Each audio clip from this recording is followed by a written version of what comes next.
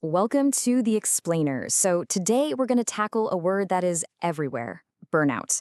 We hear it all the time, right? But what does it actually mean? We're going to go way beyond the buzzword to figure out what it is, where it's coming from, and most importantly, what on earth we can do about it. All right, here's how we're going to break it down. We'll start with, what is burnout, really? Then we'll see how it's about more than just work and look at some of the modern causes. After that, we'll get into strategies for you, the individual, and also what employers need to be doing. Okay, first things first, let's get a really clear definition. Because you can't fix a problem if you don't know exactly what you're dealing with, right? So here's something you might find surprising. The World Health Organization, the WHO, doesn't actually classify burnout as a medical condition. Nope, they call it an occupational phenomenon.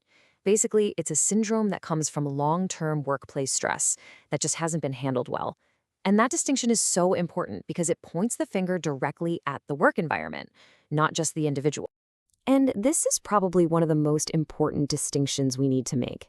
Stress is not the same thing as burnout. Think about it like this. When you're stressed, you're still in the fight. You're struggling, sure, but you feel like you can still tackle the problem. Burnout, that's what happens when you've got nothing left in the tank. The fight's over. You're just detached, exhausted, and you've lost that belief that things can ever get better. And make no mistake, burnout isn't just all in your head. Oh no, it shows up in your body in some very real ways. We're talking about that deep, bone-deep tired feeling that a good night's sleep just doesn't seem to touch. You might get more headaches, muscle pain, even find yourself getting sick more often because your immune system is just run down. And then there's the emotional toll, which can be absolutely devastating. It's this feeling of being trapped, helpless, totally defeated. You know that spark you used to get from a job well done?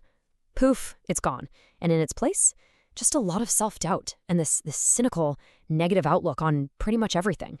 So, when you're feeling that drained physically and emotionally, it's going to start to leak out into your behavior. You might notice yourself putting things off. Tasks that used to be easy now feel like climbing a mountain. Maybe you're pulling back from people. You're more irritable.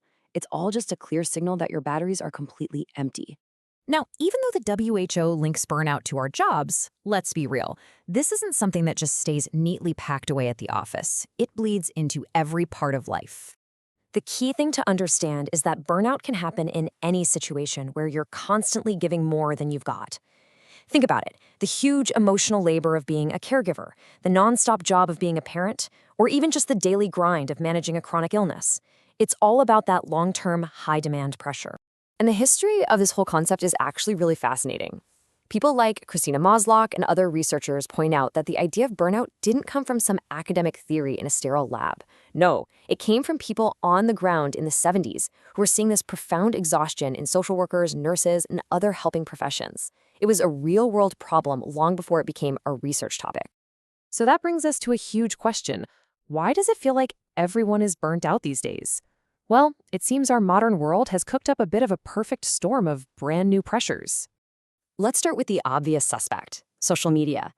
Researchers have actually coined a term for this, social media fatigue. And it's exactly what it sounds like, that feeling of being totally overwhelmed emotionally and mentally by the endless scroll. The constant pings, the information overload, it's just plain exhausting for our brains. And here's a sneaky one, decision fatigue. We love having choices, right? It feels like freedom, but our brains can only make so many good decisions in a day. Every little choice, what to wear, what to watch, which email to open first, it chips away at our mental energy. By the time a really important decision comes along, we're already running on empty. And on top of all that, we're also dealing with this growing sense of being disconnected.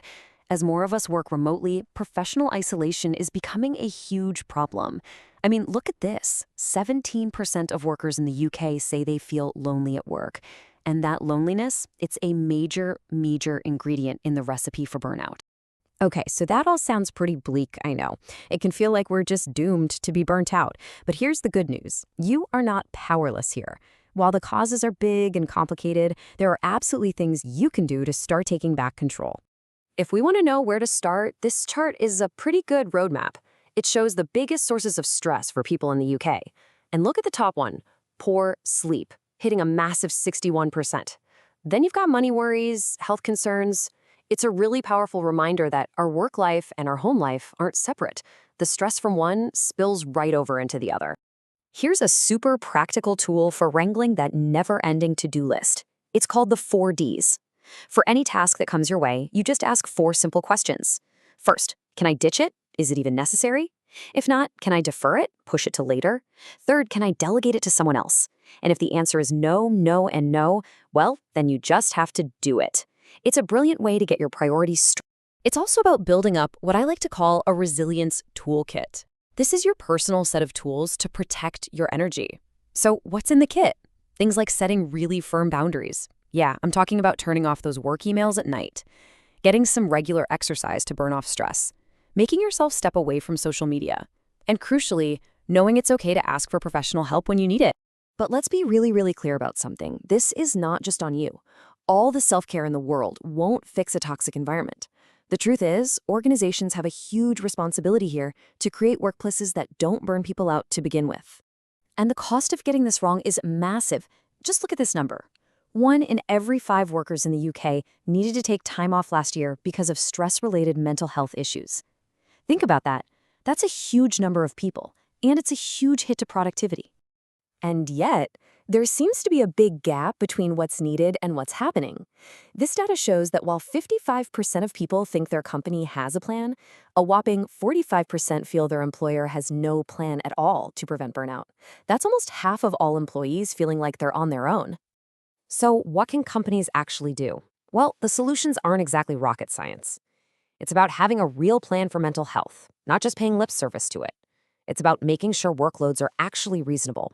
It's about training managers so they can spot the signs of someone who's struggling. And maybe most of all, it's about building a culture where people feel safe enough to say, hey, I'm not okay. So if you take one thing away from all of this, let it be this. Burnout is not a personal failing. It's a systemic one. And fixing it means we have to stop asking what's wrong with people and start asking what's wrong with the systems we've built.